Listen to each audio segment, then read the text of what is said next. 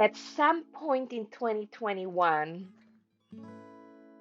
I want to say towards the end of 2021, I knew that I wanted to run for three main causes. One is to raise mental health awareness, as I'm a mental health warrior. The other one is to raise domestic violence awareness, as I'm a survivor. And the other one is to empower women. And that's what my running journey has been about. Hello, and welcome to Grief, Gratitude, and the Gray in Between podcast. This podcast is about exploring the grief that occurs at different times in our lives in which we have had major changes and transitions that literally shake us to the core and make us experience grief. I created this podcast for people to feel a little less hopeless and alone in their own grief process as they hear the stories of others who have had similar journeys. I'm Kendra Rinaldi, your host. Now, let's dive right into today's episode. Welcome to today's episode. Today, I am chatting with Marissa Quintero. Marissa Quintero. How do I say that in with a Quintero? How do people say Quintero? Like that? Am I saying? Yeah, no, it has been funny because I grew up and everybody says it Quintero, but then I moved to this country and people say Quintero, and I just go with the flow. Right. So it's, Right. yeah. Yeah, we're both originally from Colombia, and so for us, we actually speak in Spanish with each other, but in this podcast, we're going to be speaking in English because we both live in the States, and the majority of the people that Marisa knows are now here in the States, and we feel that her story is something that will be moving for a lot of people, especially some of the athletes that you are around a lot, Marisa, since you're an athlete yourself, and we'll be sharing of how it is you ended up becoming an athlete. Now, something for the listeners to kind of know is that Marissa and I had actually recorded 3 years ago, over 3 years ago, we had recorded an episode. And before I actually launched it, another major change and grief experience happened in her life. So her mom had already passed, and that first episode was going to be about that. And then her father ended up passing before I released the episode. So we ended up putting that on hold. And now here we are recording now again with a whole other array of life experiences that you've had. So anyway, that was a long introduction. I normally don't do that long of introduction. So, but welcome, Marissa. Thank you. Thank you so much. I'm so grateful for the opportunity of allowing my voice to be shared with others. And I do hope that my story serves the purpose of bringing hope and inspiration to whomever my voice may reach. So thank you, Kendra. I'm so very grateful for you. And I'm so grateful for you and for you being here. And let's back up a little bit and talk about your mom's passing. How old were you when your mom died? I was 16 years old, and I am the oldest sister of five. And it was not only her passing, but also as of when she was diagnosed with breast cancer and all of what that journey came with, taking care of her when she needed to be hospitalized. I was the one staying at the hospital with her at a very young age. She was diagnosed when I was 14 years old.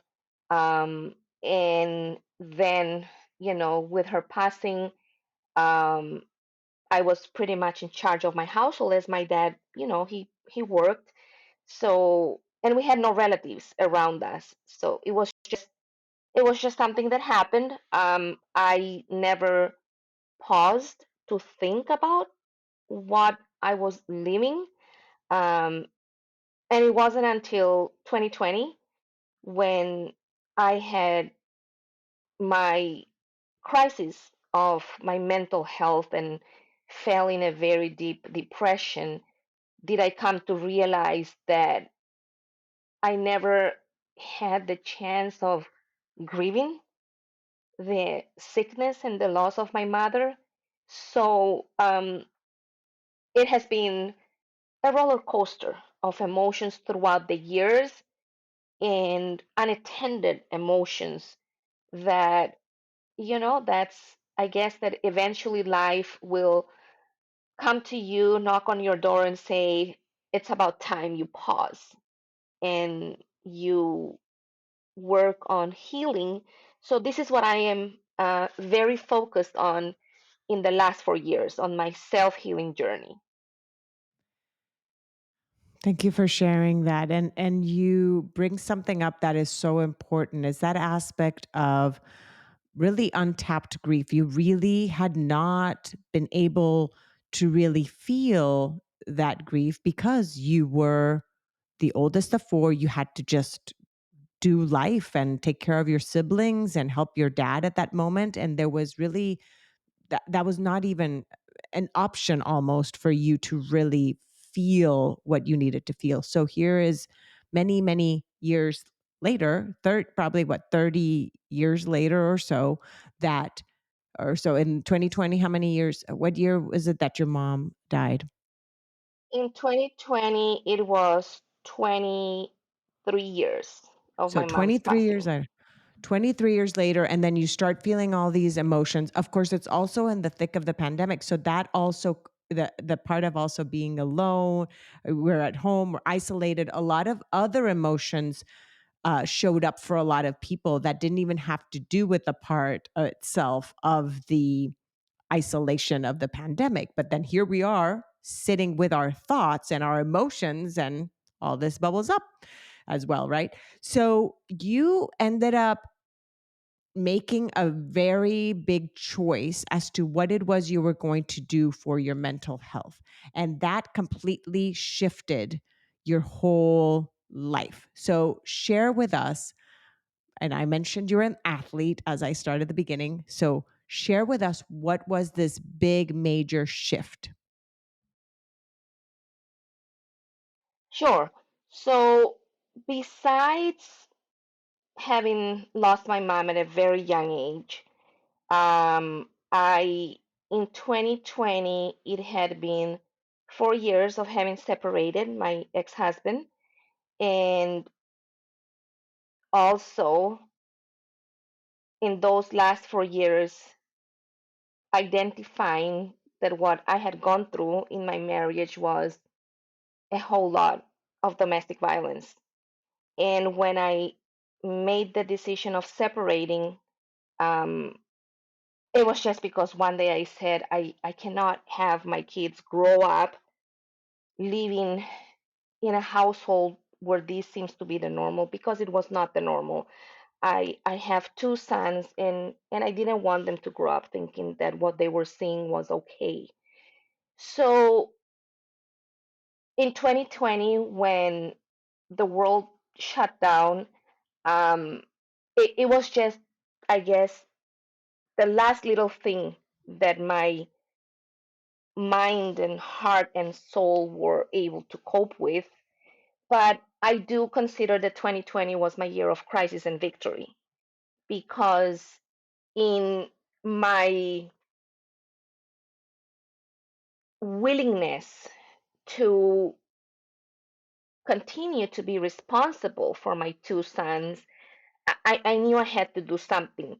And I was seeing a therapist. I had been seeing a therapist for a few years, and I'm very grateful for the time that I was able to see the therapist.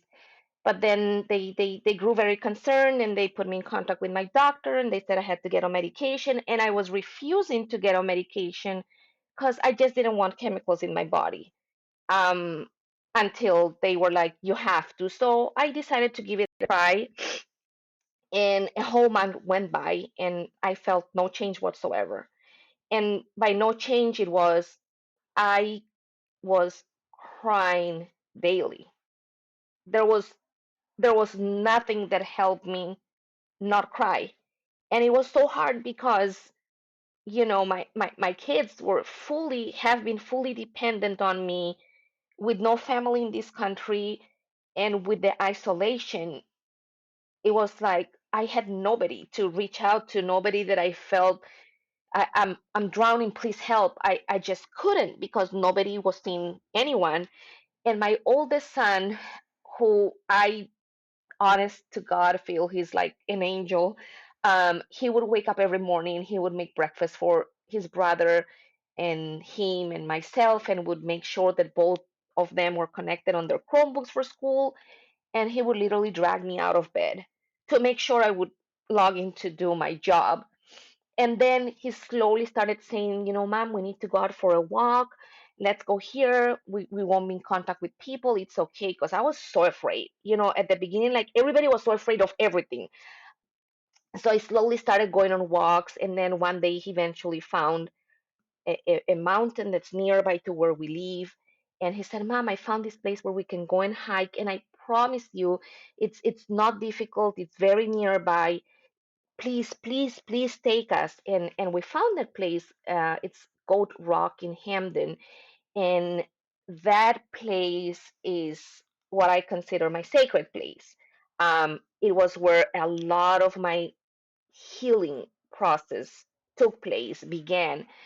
So of course, I was starting to do physical activity, which I had never done. I was never into sports growing up. I had actually wasted 2 straight years of membership at a gym because I signed up and it just wasn't my thing.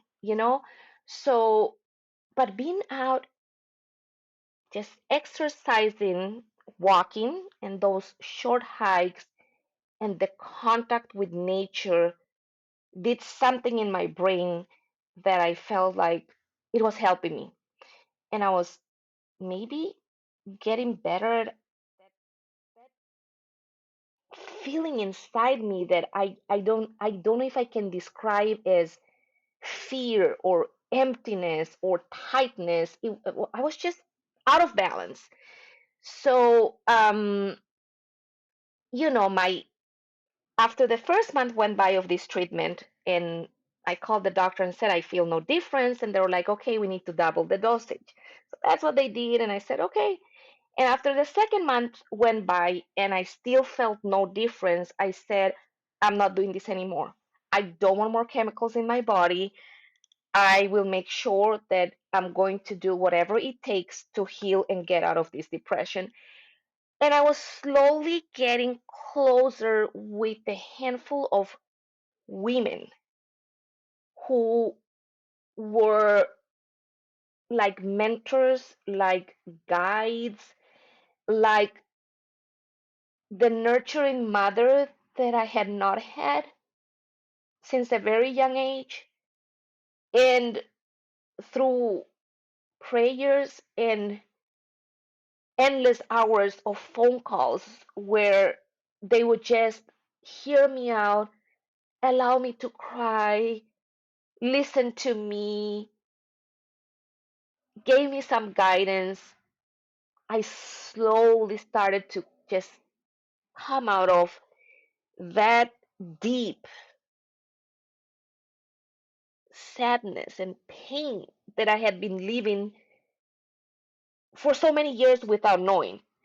So, fast forward, with a colleague of mine, I had also gotten a promotion in my job right when the pandemic started. So, um, it was very challenging because there was a part of me that felt so lost, not knowing exactly what to do because my training for this new position didn't get completed in person. It was just hard. We were all just trying to jump onto a new normal that we were not used to and kind of not prepared for.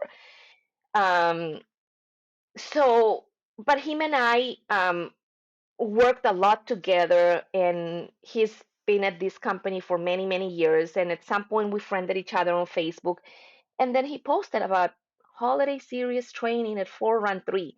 And out of curiosity, I just asked him what was that about, and he shared it was a running club that they were about to start a 5K, 10K program, and it was about running. And he said, "You know what?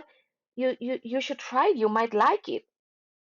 And I was like, "Oh, okay, why not?" I really knew I wanted to heal, and I would try, I would try stuff to see what could help me.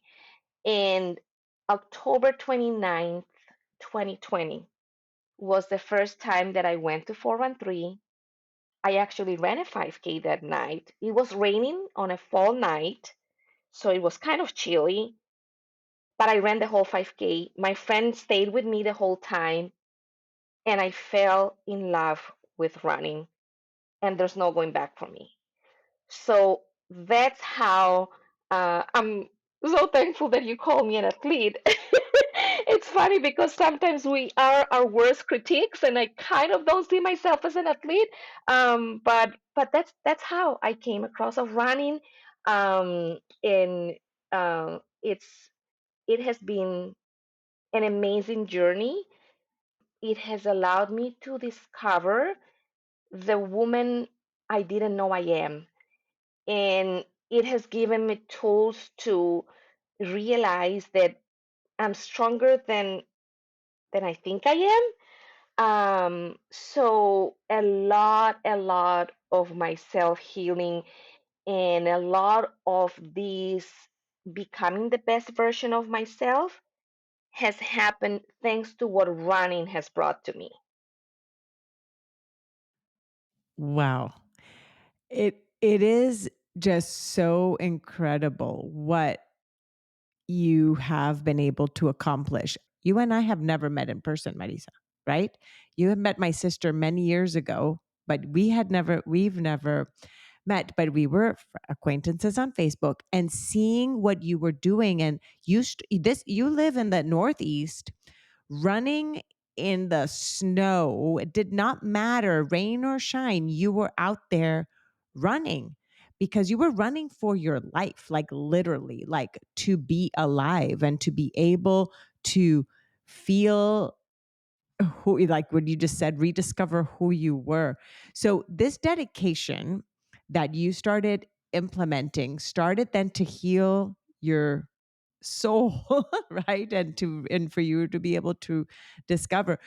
Tell us a little bit of what it took, like how, because you didn't, was it straight days? Did you take off days? How was your regimen at the beginning as you were becoming an athlete and learning to become an athlete? So October 29, 2020 was the first time I ran. But few months prior, in August, I had the first pain episode of gallstones that went undiagnosed. So I was rushed to the ER, and they didn't diagnose me properly. So they sent me back home with all of these painkillers. And it took 4 months until mid-November to finally see a surgeon who then said, "Yep, you have gallstones." And my choices were continue to live my life with pain. I had gone through 7 pain episodes of pain that I honestly don't even know how I made it through. And after I did go to the ER once, and having to pay a copay to be at the ER was not a choice for me 7 times. Um, I was just making it through life with the pain and praying and meditating and lighting candles and, oh my goodness, breathing, breathing, breathing, and reaching out to friends, and friends talking me through my pain. I cannot even tell how wild that was. But I had signed up to train for a 10K because since the first day I just ran a 5K. The very first time I went out to run, it was a 5K. I was like, okay, what's next? And then they say, yep, we're training for a 10K, which will take place the 1st of January of 2021. I had signed up for that. However, I had surgery on, I remember, the Tuesday prior to Thanksgiving Day of 2020. And because the doctor said, you have two choices. One choice is you just continue to live your life in pain, or you have surgery and we remove your gallstones and you're pretty much back to normal. And I was like, oh, I can't live with this pain anymore. I just really cannot. And I don't want to be taking painkillers every time I get the pain. So, yep. Um, and I just said, please help me. I cannot take one more pain episode. So the surgery was scheduled for the following 4 or 5 days. It was pretty quick. I'm so grateful that that's how it went. But it was a quick surgery. It went well. I came back home. That was Tuesday prior to Thanksgiving.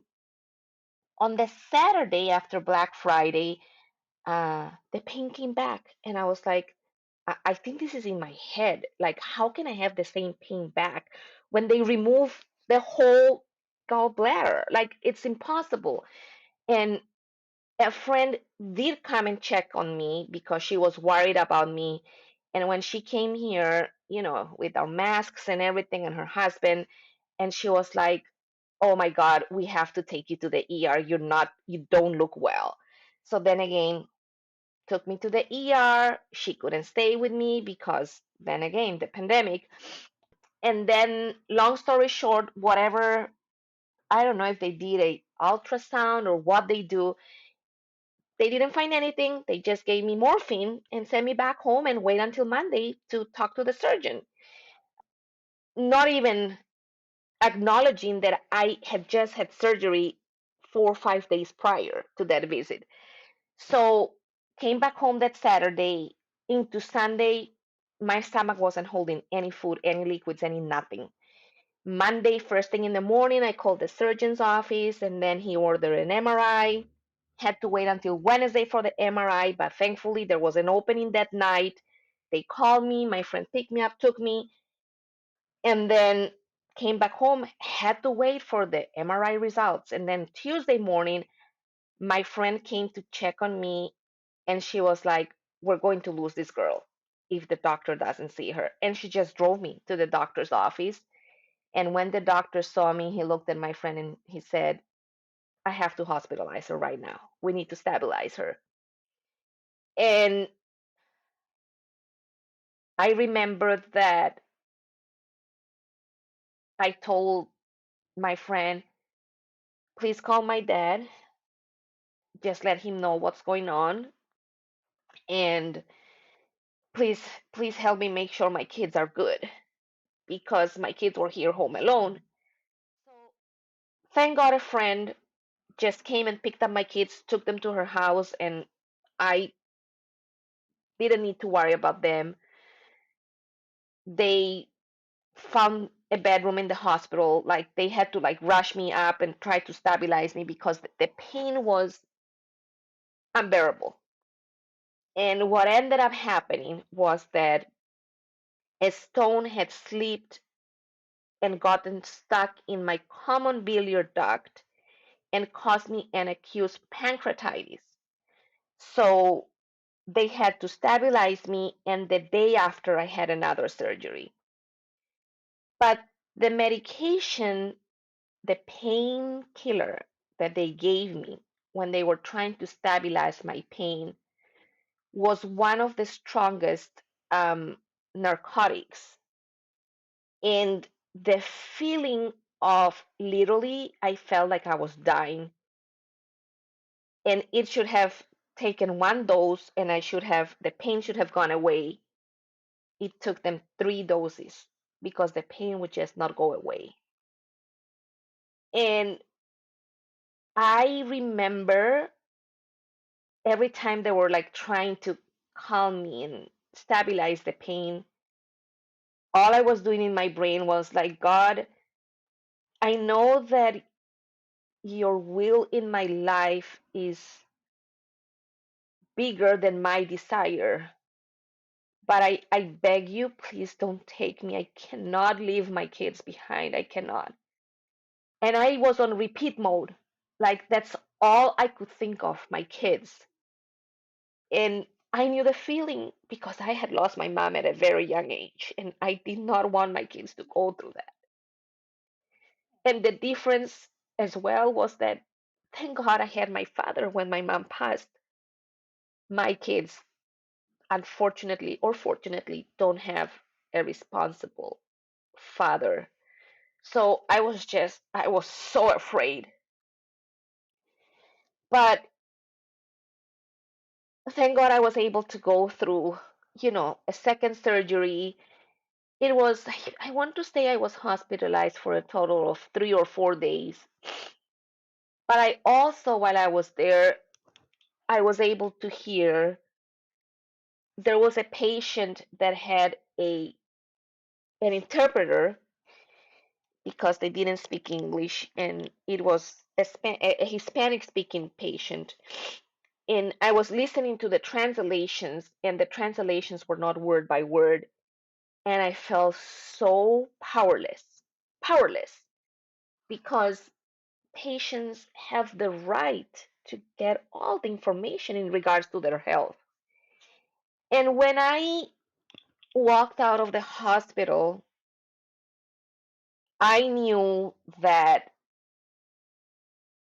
besides praying to God to not take me because I couldn't leave my kids alone, I also asked God to show me what was I to learn from that experience. What was the lesson that I needed to learn? And as I walked out of the hospital, I knew what was my purpose in life. And it was to serve others. And I wanted to be the voice of those who cannot speak. And that's what I want to be. And I just had this urge and desire of just dropping whatever I was doing and just go full force in doing these. Of course, I couldn't because I have my kids, and I I am financially responsible for them and myself, and so it's not like you can just drop whatever you're doing. Um, but as as the 2021 year started, and I was slowly starting to heal, and I was walking, and as soon as I felt strong enough to walk, like December 2020, I was feeling stronger post surgery. I started to walk, increasing my mileage every day, a little bit here and there. Then on January 1st, 2021, I walked the 10K that I had signed up to train for and run. I just walked it. And I knew I was ready for the next step. And the next step was training for a half marathon. And I began to train for it. And as I was training for it, and it was scheduled for May 15th of 2021, 10 days prior to that race, I lost my dad to COVID. And it took everything in me to not give up and to go ahead with completing that first half marathon, because I also in 2021 decided to post a daily positive message on my social media, because I was like, you know what? God gave me a second chance, and I want to make sure that if there's anything I do in life, may I bring a smile to at least one person on a daily basis. So I know that my faith and God's protection and my love for my kids just kept me going. It just kept me going. And at some point in 2021, I want to say towards the end of 2021, I knew that I wanted to run for three main causes. One is to raise mental health awareness, as I'm a mental health warrior. The other one is to raise domestic violence awareness, as I'm a survivor. And the other one is to empower women. And that's what my running journey has been about. It hasn't been about racing per se. It has been about what it means to me, what it makes me feel, and it has been about all the connections I've made.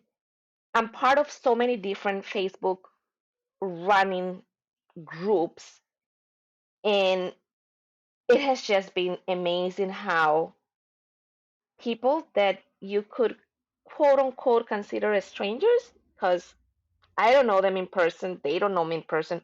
Who knows if we'll ever meet in person? But running connects us. Having people reach out to me and share that how much they identify themselves with me, how much they relate to what I have just posted, because I post every day, my daily positive message, and I post about my running journey, what I'm training for. Um, and it has been very fulfilling because I'm also very honest and raw with my posts. So it's it's just running. Running is like my saving grace. Running has been the best therapy, the best medicine, and it's running literally makes me feel so much joy that I have promised to myself that I will not allow anyone or anything to get in the middle of running in me. It's it's that is how important and meaningful running is for me.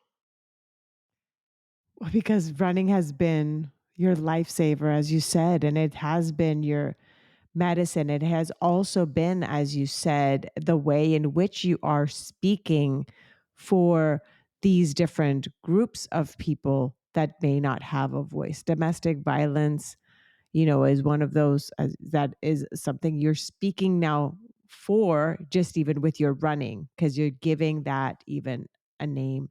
That is just so admirable, everything that you've done and what you've been able to achieve and work through your pain and your grief by choosing to do something about it. You made a choice, and that's something that we at times don't remember, is that grief is something that happens to us, right? It happens, it comes in waves. We may not have control.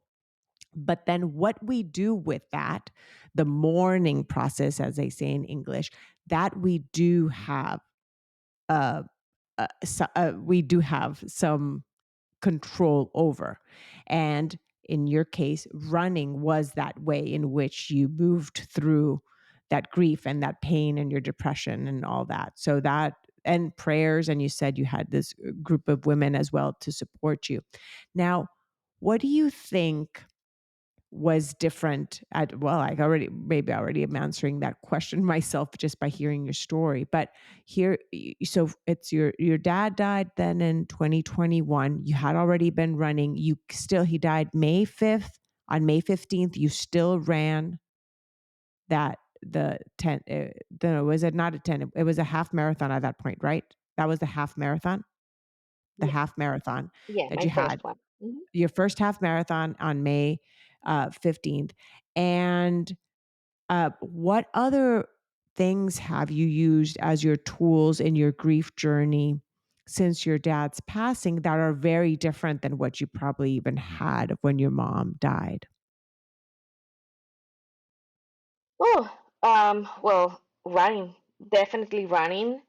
Um, Understanding more um, the the power of women coming together. Because I also began to host a women's prayer circle, and I've continued to keep it going. I still do it online, and so every month that's one of the activities that I so look forward to, because it's just the power of women coming together in prayer. I don't think there are enough words to describe that. um but I also have my kids that are my reason. I think that just knowing that I have them, and they're these two human beings that I'm responsible to raise them, to educate them, to guide them, to give them the tools that are necessary for them to also, walk their own paths and their own journeys. Um, and I also want them to heal. It it's almost like I didn't have a choice to not take care of myself. And and and I want to say that my conscious decision of embarking on my self-healing journey was more for the healing of my sons than for myself. And I've understood slowly, because then, of course, parents, some parents, I went through these, would feel guilty of running and leaving my kids at home. And how come I'm running instead of cooking their dinner first? And, you know, but I slowly started to feel the benefits of running and how good I felt. And I knew that I the only way I could love my kids better is once I started to love myself. And this saying, you cannot pour off an empty cup. I was so empty inside. Like I had been hurting for so many years, without knowing, without being conscious of it. And it's, you slowly start feeling like different. It was just like different. Like I was this girl, like I kind of like look back and I'm like, I don't even recognize who I am today. Because if you would have asked me as a kid, would I have put myself out there? Would I have been posting and sharing and interacting with quote unquote strangers that I don't, they're not strangers anymore for me. They're like my running friends, my friends in general. Um, I, I would have said, "Yeah, you're crazy." If you would have asked me, would I would I have ever ran a marathon? I would have been like, what are you talking about? What is even a marathon? And here I am, with like has training for a race takes a whole lot. It takes dedication, it takes juggling and balancing life, and the time, and you have to learn about nutrition and hydration and proper amounts of sleep and the proper gear. There's so much to it. Um, but I also have to make sure I'm available for my kids, because my kids come first. But then there's that learning to, yeah, your kids come first, but you need to make sure you're good, which is why putting yourself first is not selfish at all. it is necessary. And your kids grow to see who you are. And I've my oldest son is about to finish his first year of college, and the meaningful, quick messages here and there, phone calls of him telling me how grateful he is for the day that I took the decision, that I made the decision of working on my self healing, has impacted him in a way that he feels he has the tools to cope with being out there on his own. Um, and he just has moments like this, like he randomly will get a picture of the sunrise and tell me, Mom, I cannot thank you enough, because if it wouldn't be for all your hard work and your efforts and believing in me, I wouldn't be here witnessing this sunrise. And I'm just like, oh my God. Like I would have never told my kid, hey, the day you see a sunrise when you're in college, make sure you send me this message. It just has come with us living life and having such a special and strong bond. Both my sons and I have a bond that I am grateful. I feel so blessed and I protect so very much. So, what can I tell you? It's like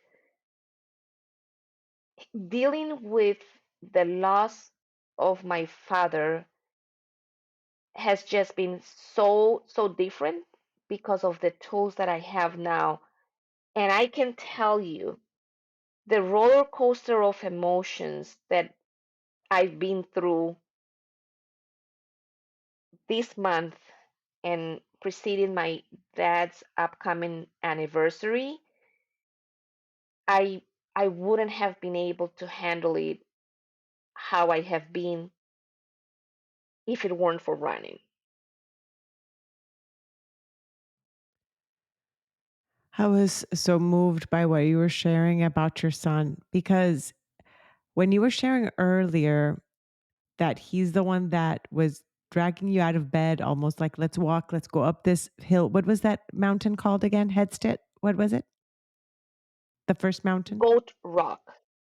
Goat Rock? Goat Rock. Yes. Goat Rock? Okay.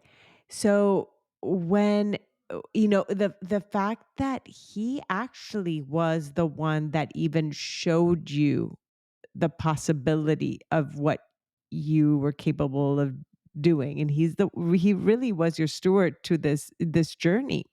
And here he is admiring what you've done, yet really he's the one that got you out of bed and took you outside to nature and got you to see the potentiality, your potential, by being able to even go up in this mountain. And as you said, you called this mountain your almost like a sanctuary, almost, right? That you felt just so connected. It's just beautiful.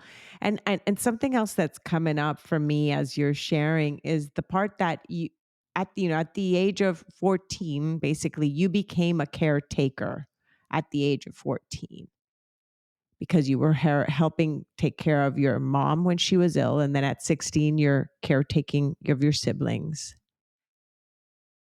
and that you are now being taken care of by your children and by your group of friends, the support system that you've created, but also by yourself as well. Like you said, that self-care, that self-love, and pouring into yourself.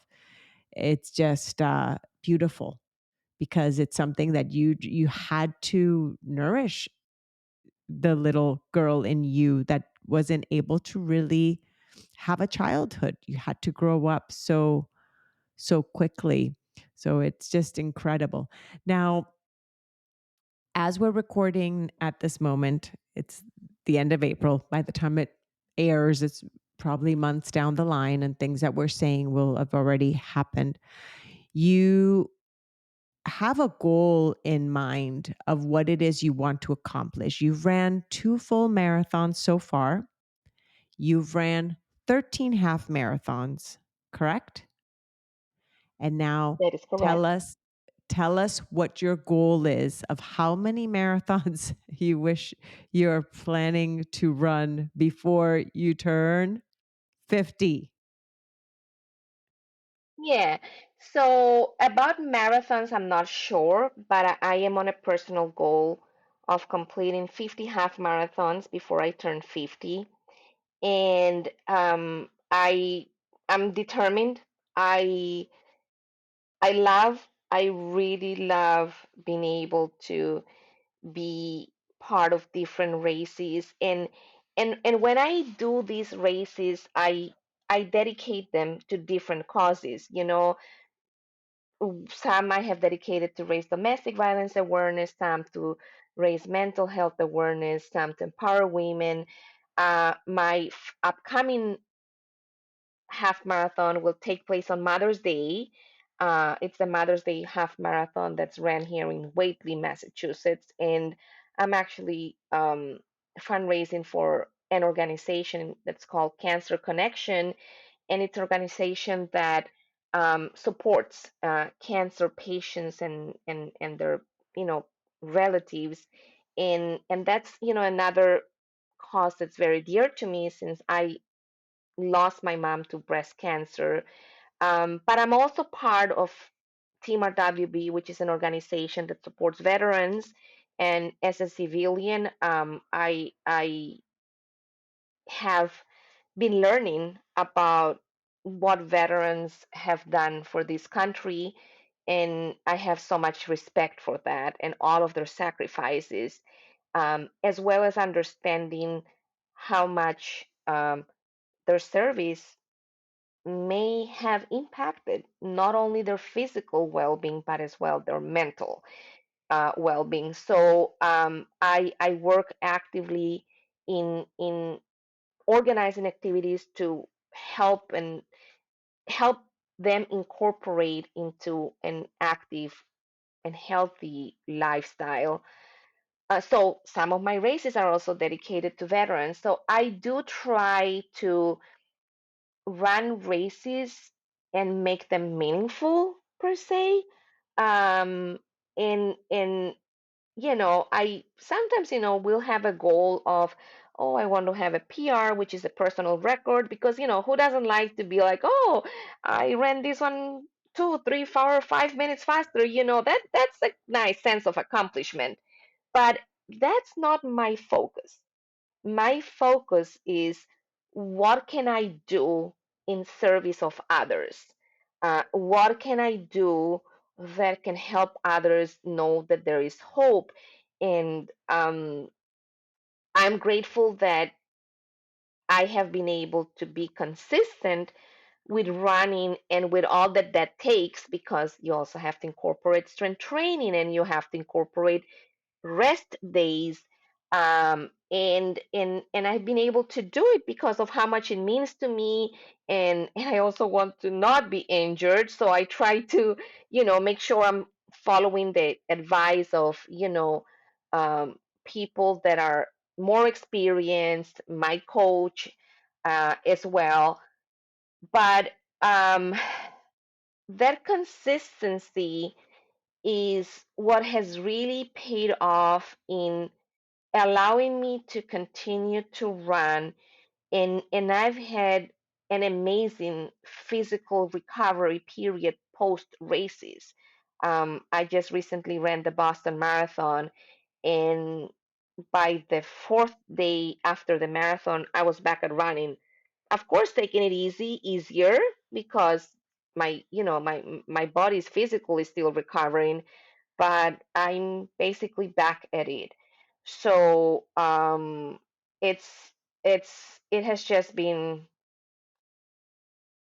what can I say? As long as I am able to make sure that my running journey is meaningful, um, I'll continue to do it, and that's what I'm trying to make sure. that I don't lose that focus, making sure that my running journey is meaningful. Marisa, you are just such a beautiful soul. And I am just so grateful that you've come on here and shared your story and shared what it really means to take reins and take control of your life in order to really save your life, which is what you did. So thank you. Now, Marisa, as we start wrapping up, I want to ask you, is there something I have not asked you or that you still want to share with the listeners regarding some words of wisdom regarding grief and their own grief journey? Well, I wouldn't say that you haven't asked, but one thing that I do want to share is about our lives need to have a balance, of the physical part of it, but also with the spiritual part of it. In however way that looks for everyone, it doesn't look the same. And here I am not emphasizing or talking about this in the religious part of things. It's about discovering, who you really are, and we're more than flesh. We're much more than just flesh. So I just want to say that it is very important that whatever goals we set for us, it's important to have a clearly defined why. Why are we setting those goals? Because in moments where it may get difficult, challenging, ugly, our why keeps us going. So, as a mental health warrior, as a domestic violence survivor, as a woman who did not believe in what she was capable of doing, here I am, Fast forward, I've been 10 years in this country. I I learned how to drive when I moved here. Um, I'm raising my two kids by myself. I wouldn't say by myself, but pretty much, I have the help of people, friends that have been here believing and supporting me. My oldest son is just about to finish his first year of college. My youngest son is about to finish his first year of middle school. And I just want to say that believing in yourself is something that has to come from within you. Because no matter what anyone tells you, you are the one who needs to believe in yourself. And once you do, not even the sky is the limit.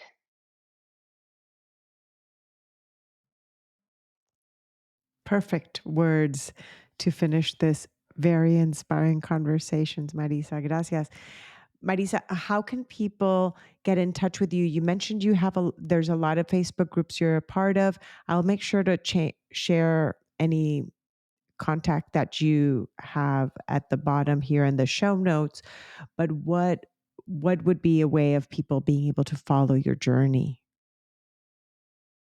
Yeah, I do. I'm very active on both my Facebook and my Instagram accounts. So on Facebook, I'm just Marissa Quintero. And on Instagram, Maris on Insta. I can definitely share that with you. And I'm open. I'm open and to to be there for whomever may need me. And I do hope that people feel comfortable and and you know I'm grateful for every person who so far has trusted me with their journeys. But it's that's what we come to here in life, to serve others. And I truly believe that. And I want to make sure that I serve, like, this is my purpose in life, serving others. Thank you. Thank you so much. Again, this was Marissa Quintero that we had on the podcast. And make sure to check out the links that we're sharing below so that you can continue following her journey. And we will be waiting to see if those 50 half marathons by 50, how many years do we have to go for? How, Uh, 4 years? I don't. no, we have a couple more. I'll be turning 44 this year, so Oh, you're young. thankfully I Oh, still have some time to get that.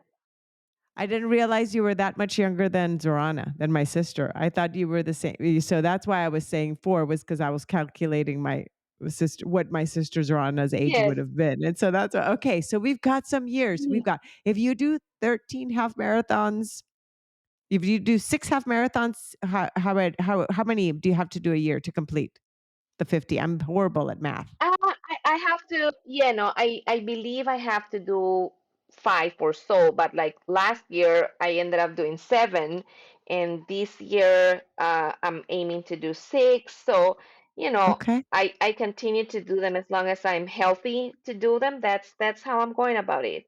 Perfect. Perfect. Okay. So we'll be back. How about we'll have you back at 50 when you're 50 and you've completed those 50 half marathons. You come back on the on the podcast. That sounds Deal? wonderful. Deal. That sounds amazing. Deal. All right. Thank you so much. Thank you. Thank you, Kendra. This was wonderful. Thank you so very much. Thank you for sharing.